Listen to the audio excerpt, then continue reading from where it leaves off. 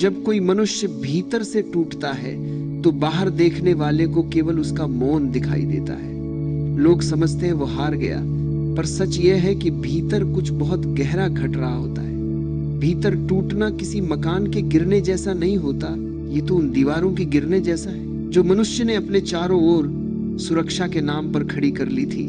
बचपन से सिखाया गया कि ऐसे बनो, वैसे बनो, ऐसा पाओ, वैसा बन जाओ, और मनुष्य इन्हीं धारणाओं को सच मानकर जीवन जीने लगता है। जब जीवन इन धारणाओं को तोड़ देता है तब मनुष्य कहता है मैं टूट गया हूं, लेकिन वास्तव में टूटता हुआ नहीं है, टूटती है उसकी कल्पनाएं।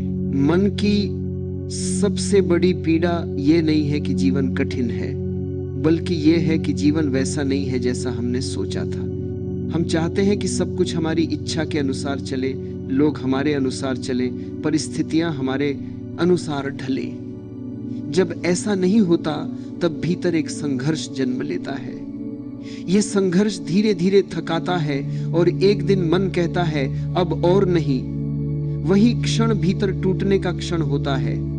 यह टूटन दुर्बलता नहीं है, यह थकान की ईमानदारी है। जो मनुष्य भीतर से टूटता है वह पहली बार स्वीकार करता है कि वह जीवन को नियंत्रित नहीं कर सकता। यह स्वीकार ही पहला द्वार है। इससे पहले वह लड़ता रहा, समझाता रहा, बदलने की कोशिश करता रहा। अब वह रुक जाता है। यह रुकना हार नहीं है, यह ठहराव है। और ठहराव में ही पहली बार मनुष्य अपने भीतर झांकता है। बाहर देखते देखते आंखें थक चुकी होती हैं, अब वे भीतर की ओर मुड़ती हैं। भीतर झांकना आसान नहीं होता। वहां बहुत सी परतें होती हैं, अधूरी इच्छाएं, दबा हुआ क्रोध, अपमान की स्मृतियां, असफलताओं की टीस, और सबसे ऊपर यह डर कि मैं कुछ नहीं हूं। जब यह सब उभरता है तो मनुष्य घबरा जाता है। उसे लगता है कि वह बिखर रहा है, पर यही बिखराव आवश्यक है, क्योंकि जब तक यह सब छुपा रहता है तब तक मनुष्य झूठी मजबूती ओढ़े रहता है। भीतर टूटना उस झूठी मजबूती को उतार देना है। अधिकतर लोग इसी जगह से भाग जाते हैं। वे फिर से व्यस्त हो जाते हैं, शोर में लौट जाते हैं, भीड़ में खो जाते हैं, क्योंकि भीतर का सन्नाटा उन्हें डरा देता है। पर जो रुक जाते हैं, जो इस टूटन को सह जाते हैं, उनके भीतर कुछ नया आकार लेने लगता है। यह नया कुछ विचार नहीं है, यह अनुभव है, यह मौन है। यह ऐसा मौन है जिसमें कोई प्रश्न नहीं उठता, कोई उत्तर नहीं मांगा जाता। जब मनुष्य की अपेक्षाएं टूट जाती हैं तब पहली बार वह जीवन को जैसा है वैसा देखने लगता है। इससे पहले वह जीवन को अपनी चाहतों के चश्मे से देखता था। अब वह चश्मा टूट चुका है। आंखें नंगी हैं और नंगी आंखें सत्य को देखती हैं। सत्य हमेशा सरल होता है, पर मन उसे जटिल बना देता है। टूटन उस जटिलता को गिरा देती है। भीतर से टूटे मनुष्य के पास कहने को बहुत कम शब्द रह जाते हैं, क्योंकि उसने देख लिया है कि शब्दों से अधिक कुछ बदलता नहीं। वह अब समझाने की जल्दी में नहीं रहता। उसका मौन बोलने लगता है, और जो मौन से बोलता है उसकी बात सीधे हृदय तक पहुंचती है। ये ताकत किसी पद से नहीं आती, किसी ज्ञान से नहीं आती। ये उस अनुभव से आती है जो पीड़ा से होकर गुजरा है। मनुष्य जब तक अपने अहंकार को पकड़े रहता है तब तक वह मजबूत दिखना चाहता है। वह स्वीकार नहीं करता कि वह दुखी है, डरा हुआ है, असमर्थ है। भीतर टूटना अहंकार का टूटना है, और अहंकार के टूटते ही मनुष्य हल्का हो जाता है, जैसे कोई भारी बोझ उतर गया हो। अब उसे सिद्ध नहीं करना कि वो कौन है, अब उसे साबित नहीं करना कि वो सही है, वो बस है।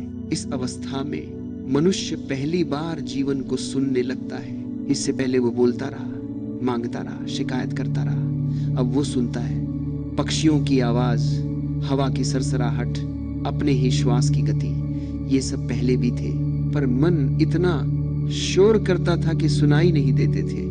टूटन उस शोर को शांत कर देती है। लोग समझते हैं कि ताकत का अर्थ है सह लेना, दबा लेना, कठोर हो जाना, पर सच्ची ताकत कोमल होती है। जो भीतर से टूट चुका है वह कठोर नहीं रह सकता।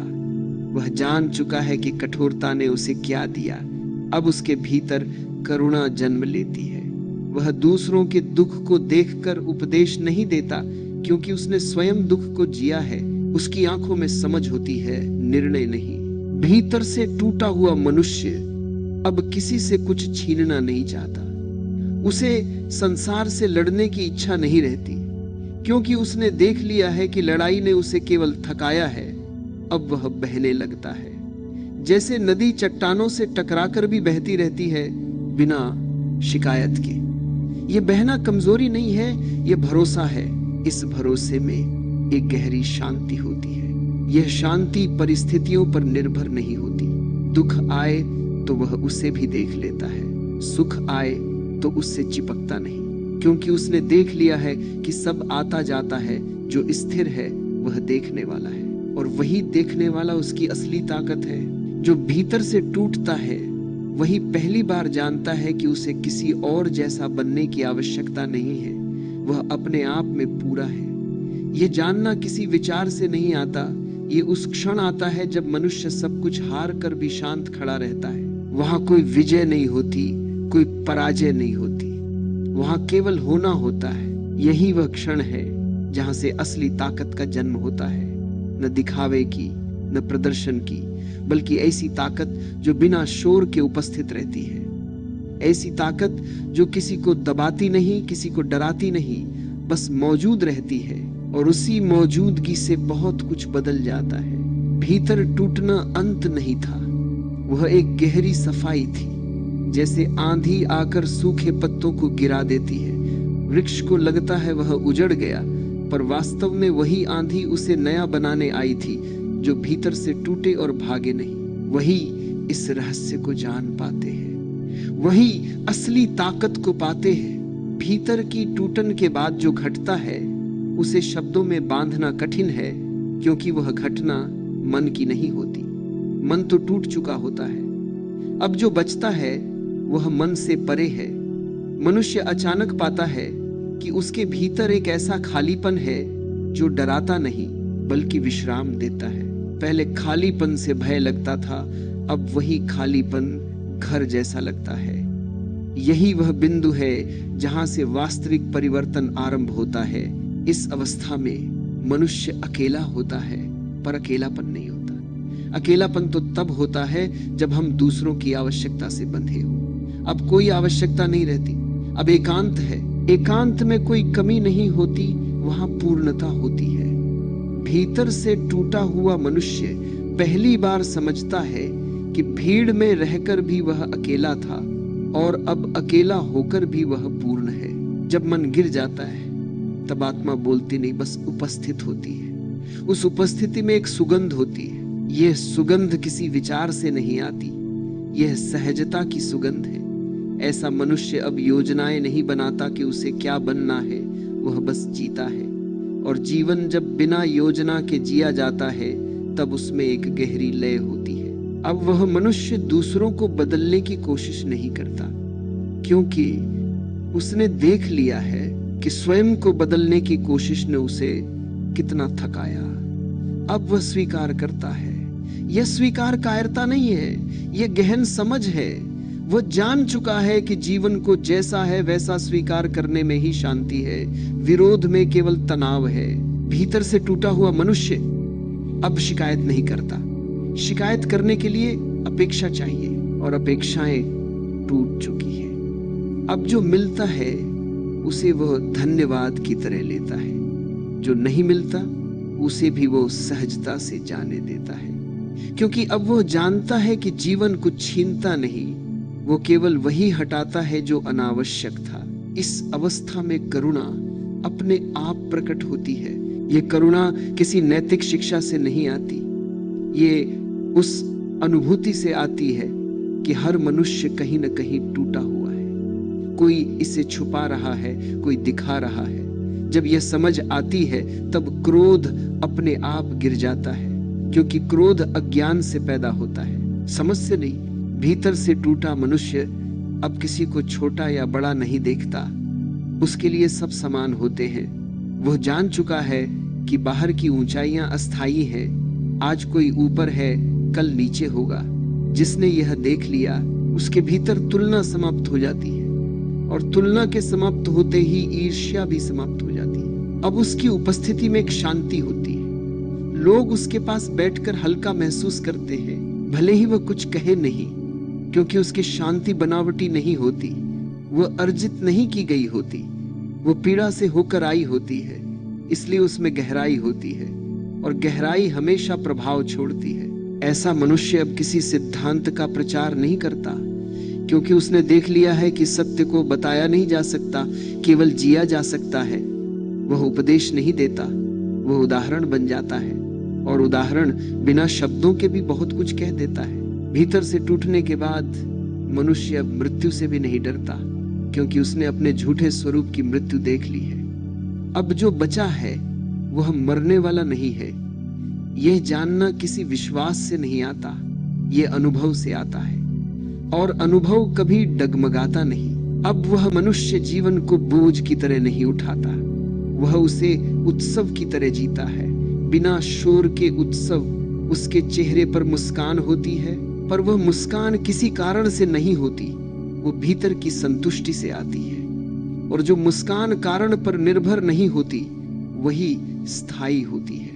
इस अवस्था में इच्छाएं भी आती हैं, पर वे बांधती नहीं। सुख भी आता है, पर वह पकड़ नहीं बनाता। दुख भी आता है, पर वह तोड़ नहीं पाता, क्योंकि अब केंद्र बदल चुका है। पहले केंद्र मन था, अब साक्षी है, और साक्षी अडिग होता है। जो भीतर से टूट चुका है वह अब जीवन से कुछ मांगता नहीं, और यही सबसे बड़ा चमत्कार है, क्योंकि जब मांग समाप्त होती है तब जीवन अपने आप बहुत कुछ देने लगता है। पर वह देने के लिए नहीं देता, वह केवल बहता है, और जो बहाव के साथ चलता है वही तृप्त होता है। अब वह मनुष्य जानता है कि असली ताकत जीतने में नहीं है, बल्कि न हारने में भी नहीं है। असली ताकत उस स्थिति में है जहां जीत और हार दोनों अप्रासंगिक हो जाते हैं, जहां जीवन को बस देखा जाता है, जिया जाता है, बिना किसी निष्कर्ष के। भीतर से टूटना एक आग थी, उस आग में जो जल गया वही झूठ था, जो बच गया वही सत्य है। अब वह सत्य किसी प्रमाण की मांग नहीं करता, वह स्वयं पर्याप्त है।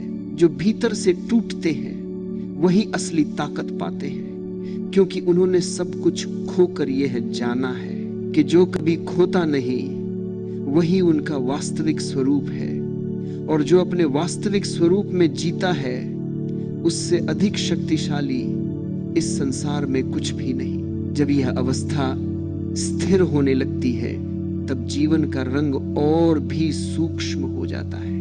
अब मनुष्य केवल शांति में ही नहीं, अशांति में भी सहज रहता है, क्योंकि उसने जान लिया है कि दोनों आती हैं और जाती हैं। अब वह किसी अवस्था को पकड़ने की चेष्टा नहीं करता, न शांति को, न सुख को, न मौन को। पकड़ वही होती है जहां भय होता है, और भय अब विदा हो चुका होता है। भीतर से टूटा हुआ मनुष्य अब समय के साथ लड़ता नहीं। पहले उसे लगता था कि समय निकल रहा है, जीवन हाथ से फिसल रहा है। अब वह देखता है कि समय तो बह रहा है, और वही बहाव जीवन है।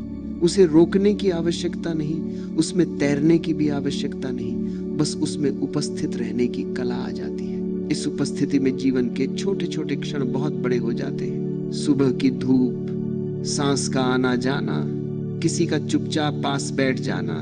पहले ये सब साधारण थे, अब ये चमत्कार हो जाते हैं, क्योंकि अब देखने वाला बदल गया है। वस्तुएं वही हैं, दृष्टि नई हो गई है। भीतर से टूटने के बाद मनुष्य के भीतर एक गहरी विनम्रता जन्म लेती है। यह विनम्रता किसी शिक्षा से नहीं आती, यह उस अनुभव से आती है कि जीवन कितना विशाल है और मनुष्य कितना छोटा। यह छोटापन ही उसकी सुंदरता बन जाता है। अब वह स्वयं को केंद्र नहीं मानता, वह जीवन के साथ एक लय में चलने लगता है। अब वह किसी से ऊपर होने की इच्छा नहीं रखता, न नीचे होने का भय। तुलना का पूरा खेल गिर जाता है, और जैसे ही तुलना गिरती है वैसे ही चिंता भी गिर जाती है, क्योंकि चिंता हमेशा तुलना से पैदा होती है। अब वह जैसा है उसमें संतुष्ट है, और यह संतोष किसी उपलब्धि का परिणाम नहीं है, यह स्वीकार का फल है।